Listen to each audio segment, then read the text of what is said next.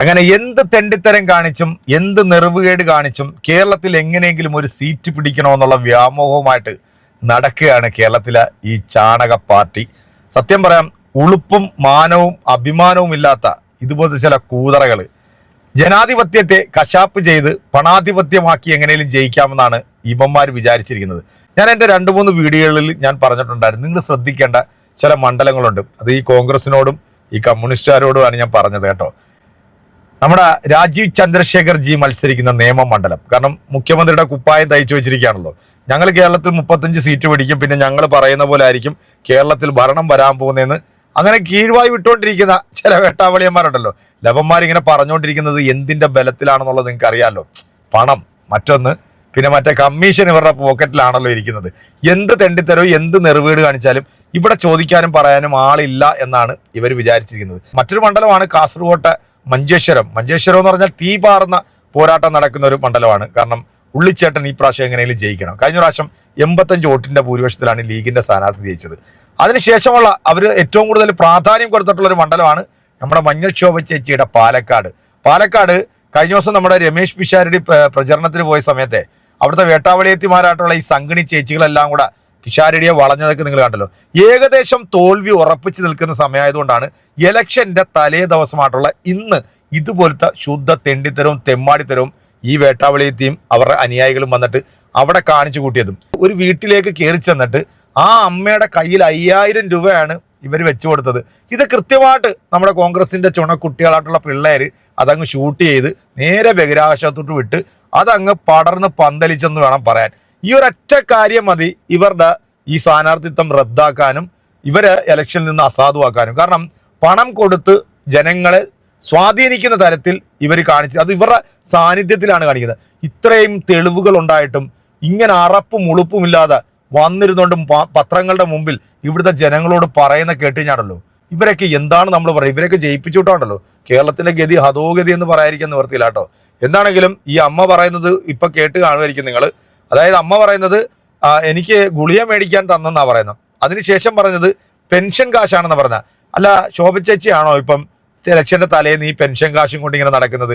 തൃശ്ശൂര് ഒരു വേട്ടാവളിയും കാണിച്ച കൂട്ടിയ തെമ്മാടിത്തരം നിങ്ങൾക്ക് അറിയാമല്ലോ. 15000 കിറ്റുകളാണ് ഇവർ വിതരണം ചെയ്യാൻ വേണ്ടി എടുത്തു വെച്ചത്. അതും കൈയോടെ പൊക്കി. ഇവിടെ ഇവന്മാർ എന്ത് പരിപാടി നടത്തിയാലും അതെല്ലാം പൊളിഞ്ഞ് പടാരം അടങ്ങുന്ന കാഴ്ചകളാണ് നമ്മൾ കണ്ടുകൊണ്ടിരിക്കുന്നത്. അപ്പൊ ഇത് മീഡിയ വണ്ണിന് ഈ വാർത്ത കിട്ടിയത് എന്താണ്? മീഡിയ വണ്ണിന് ആദ്യം ഈ വാർത്ത കിട്ടിയത് എങ്ങനെയാണ് അത് അന്വേഷിക്കണമെന്നാണ് ചേച്ചി പറയുന്നത്. അല്ലാതെ പണം കൊടുത്തിട്ട് ഈ വെള്ള ചുരിദാറിട്ട ലെവൽ വന്ന് കയറുന്നത് നമ്മുടെ അമ്മച്ചിയുടെ വണ്ടിക്കകത്താട്ടോ. ആ വണ്ടിയിൽ ഇരിക്കുമ്പോഴാണ് ഈ പിള്ളേർ കാറ് കൊണ്ടുവന്നിട്ടിട്ട് പറയുന്നത്, ചേച്ചി ഇത് കാണിച്ച് ശരിയായിട്ടില്ല, ഇങ്ങനെ പൈസ കൊടുത്ത് സ്വാധീനിക്കരുത്. അപ്പൊ ചേച്ചിക്ക് അങ്ങോട്ട് ഇളകി. ചേച്ചി പിന്നെ അങ്ങോട്ട് ജാൻസി റാണിയായി. അപ്പൊ വീഡിയോ ഒന്ന് പൂർണ്ണമായിട്ട് കാണാം. അമ്മച്ചി പറയുന്നതും കൂടെ ഒന്ന് കേൾക്കാം.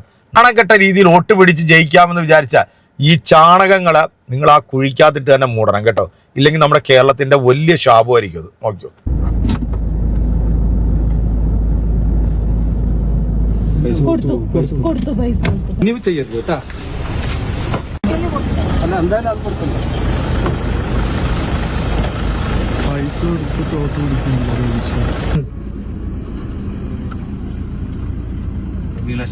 ചേച്ചി അവിടെ 1-2 വീട്ടിൽ ആ വീട്ടിൽ പൈസ കൊടുത്ത് അങ്ങനെ പൈസ കൊടുക്കുന്ന മോശം ആരുടെ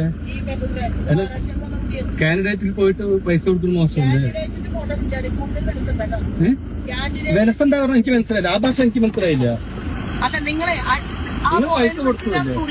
എന്റെ മൊബൈലല്ലേ, നിങ്ങൾ അതിനോട് സംസാരിച്ചാ പോലെ. നിങ്ങൾ അതിനോട് സംസാരിച്ചാ പോലെ. നിങ്ങൾ എന്താ പ്രതി? ഞങ്ങളുടെ വാർഡല്ലേ, ഞങ്ങളുടെ വാർഡല്ലേ. എവിടെ നിങ്ങളുടെ തേങ്ങയിലെ നിങ്ങൾ ചെയ്തോളൂ. നിങ്ങൾ എന്റെ മൊബൈലിൽ നിങ്ങളെന്താ വിചാരിച്ചു? നിങ്ങളെന്താ വിചാരിച്ചു? അതൊന്നും വേണ്ട. എന്റെ മൊബൈലിൽ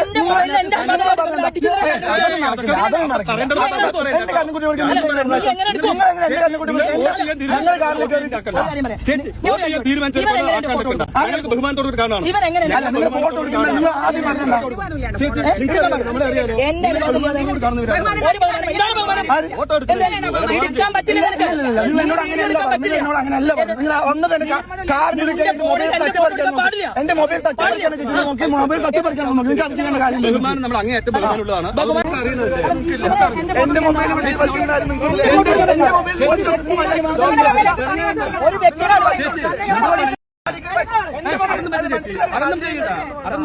നിന്നെ ഞാൻ പോലീസ് സ്റ്റേഷനിൽ കെട്ടുന്നു. അല്ലല്ല ഞങ്ങൾ ചെയ്തിട്ടില്ലല്ലോ. ചെയ്യാത്താലും ഈ എവിടെ നിങ്ങളുടെ തേങ്ങയിൽ എവിടെ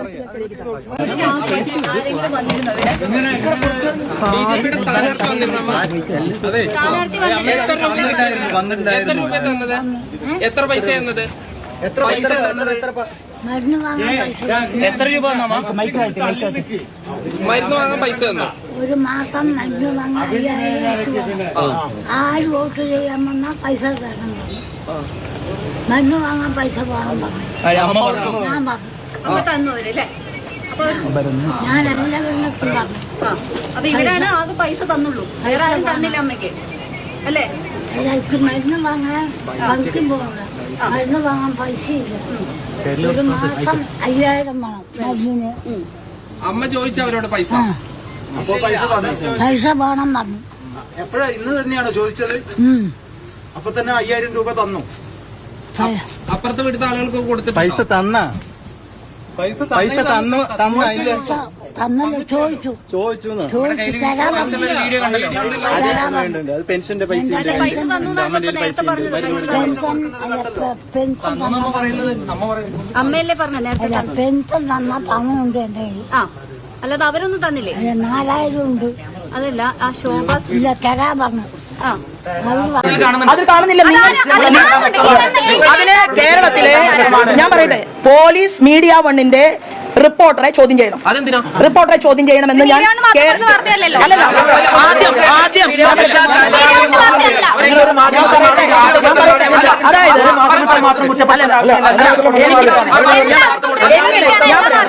എങ്ങനെ മീഡിയ വണ്ണിന് മാത്രം എങ്ങനെ ഈ ദൃശ്യം തത്സമയം കിട്ടി?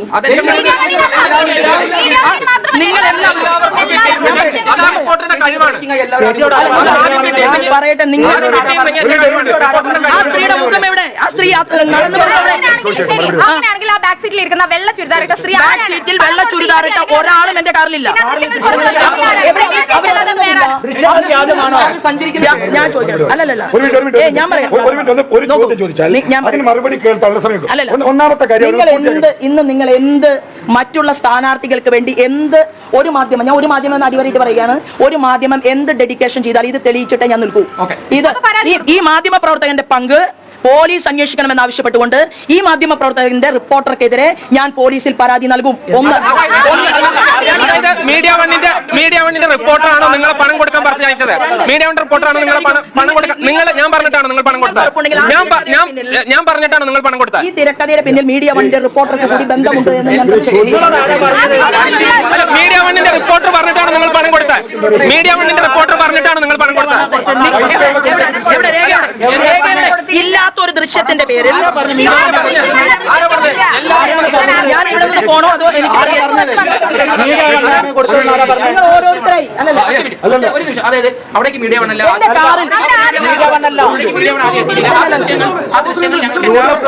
ആ ദൃശ്യങ്ങളിൽ ആ സ്ത്രീയുടെ മുഖം എവിടെ?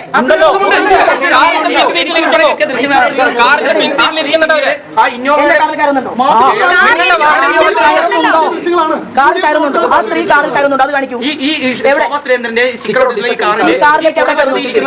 അല്ല, ആ സ്ത്രീയുടെ മുഖം ഒന്ന് കാണിക്കൂ. ഈ കാണുന്ന നിങ്ങൾക്ക് സുഹൃത്തെ ഇത് ഒരു നിഴലാണ്, ഒരു നിഴല് പോലെ എന്റെ കാറിൽ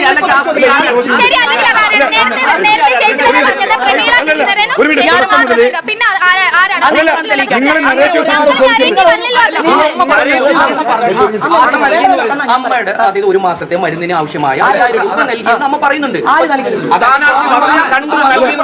അല്ല, അപ്പൊ കോൺഗ്രസ്സുകാരൻ എന്റെ കാറിന്റെ തൊട്ടുപിറകിൽ യാത്ര ചെയ്തുകൊണ്ടിരുന്ന വിനേഷ് സർഗ എന്ന് പറയുന്നവന്റെ കൂടെ വന്ന സ്ത്രീയാണോ അല്ലയോ? നിങ്ങൾ ആര് അമ്മ പറയുന്നുണ്ട്. അമ്മയ്ക്കറിയുമോ? അല്ല, ഏത് സ്ഥാനാർത്ഥി? ഏത് ആ അമ്മയുടെ അടുത്ത് ഞാൻ പോയോ?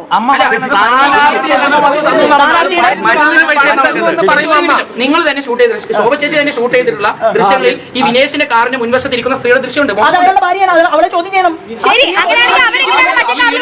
പോയിട്ടുള്ളത് ആ സ്ത്രീ